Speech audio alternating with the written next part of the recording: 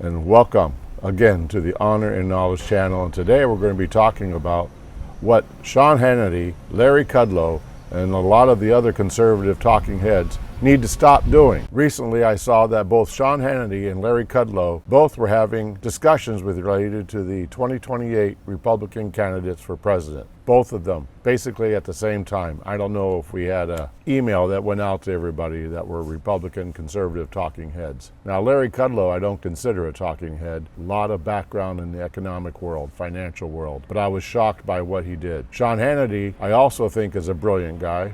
I consider Sean Hannity a brilliant communicator. He knows how to speak to the general public, especially the conservatives in the United States. It's wonderful how he's supportive of the Republicans and President Trump. But you know what? I was also shocked in his conversation with Stephen A. King recently where he talked about the presidential election in 2028, specifically about the Republican candidates. There should not be any discussion about who the candidates are going to be in 2028 for the presidential election from all these talking heads. Why do I say that? Two big reasons. The first one is focus on the 2026 congressional and senatorial elections right now. Focus on what's going on. Doesn't my hair look like President Trump's hair? How it looks sometimes? Well, guess what? I know that someday I will be bald, but not right now. Took care of the wind, I think. USNA 74, United States Naval Academy, 1974 graduate, Annapolis, Maryland. Now there's a state, Maryland, that's attempting to beat California to the bottom. Amazing how terrible the governor of Maryland is, and yet in the Democrat Party you're thinking that he's a strong candidate to be president in 2028. Sad, sad, sad situation going on in Maryland. And the governor, Wes Moore, he's one of the big reasons for it. So anyway, back to Sean Hannity.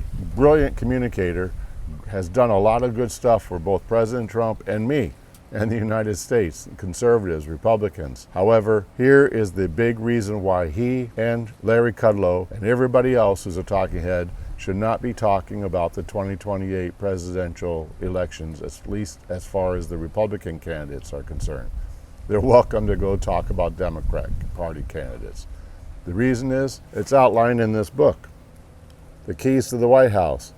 Now, Alan Lichtman, Professor Alan Lichtman, he's a liberal, woke, wackadoo professor, stereotypical kind who happens to have a bully pulpit associated with his research for the presidential elections that have occurred in history. There are 13 keys to the White House. In spite of being a woke professor, his research is pretty good. He's really come up with 13 items you can predict who's going to be the next president of the United States once the primaries are taken care of. He doesn't know who gets selected by the primaries, but he can predict accurately, I think 100% of the time, who's going to get elected as president. Now in 2020, I became very familiar with this book and Professor Lichtman and others that predicted presidential elections because I was making videos complaining about how Professor Lichtman, I thought, was using his woke ideology to come up with his subjective answers to his 13 keys. But you know what? I was wrong when I thought President Trump was going to get reelected.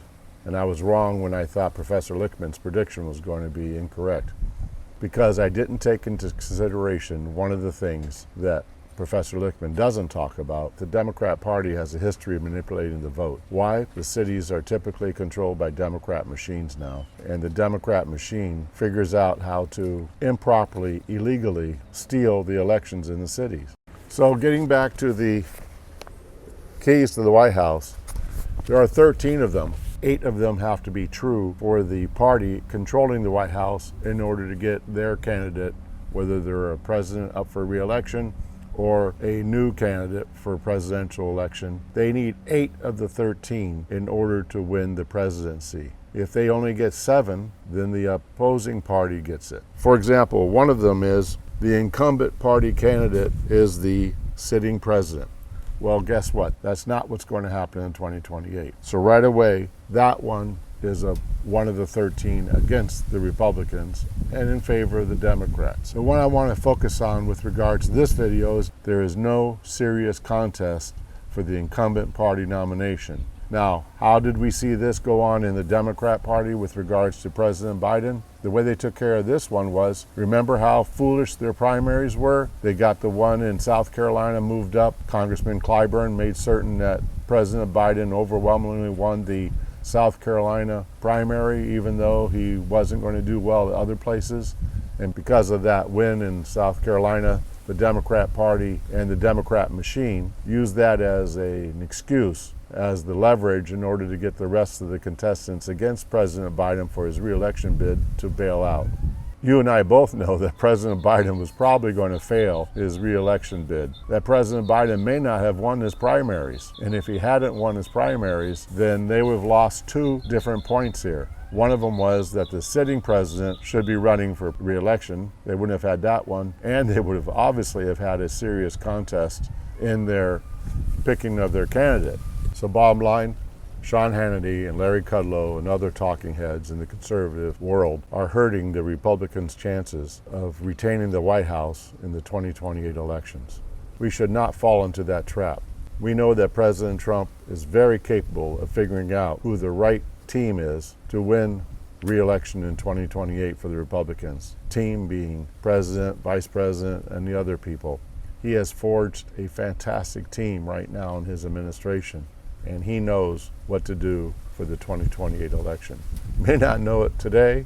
He may change his mind 300 times, but you know what? When push comes to shove, he'll be the one that will be helping retain the Republican control of the White House. Now, the other 13 keys, those are pretty important also. They are based on historical fact. So Sean Hannity, Larry Kudlow, and all you other talking heads, remember, don't try to help the Democrats by talking about all the different people that should be possibly fighting for the Republican candidate for president in 2028. That should not be the subject of your discussion. You should be talking about how terrible the Democrat candidates are and how wonderful President Trump is and how wonderful his actions are and how he has actually made America great again, and he will keep America great. I gotta tell you, I am amazed and overwhelmed with joy with all the things that he's doing. It's very sad about the loss of our military personnel. It's very sad about the injuries, some serious that have been received by some of our military, but the country is getting so much stronger. In spite of the legacy media and in spite of the people and the rest of the world that are, in my book, so worried about their pocketbooks, they are not standing with the United States. Anyway, thank you for watching this video. I greatly appreciate your time. God bless you. God bless President Trump and his administration, including all members of the military, including the Coast Guard, now serving without pay. And God bless the United States of America. Thank you for watching the Honor and Knowledge channel. Goodbye.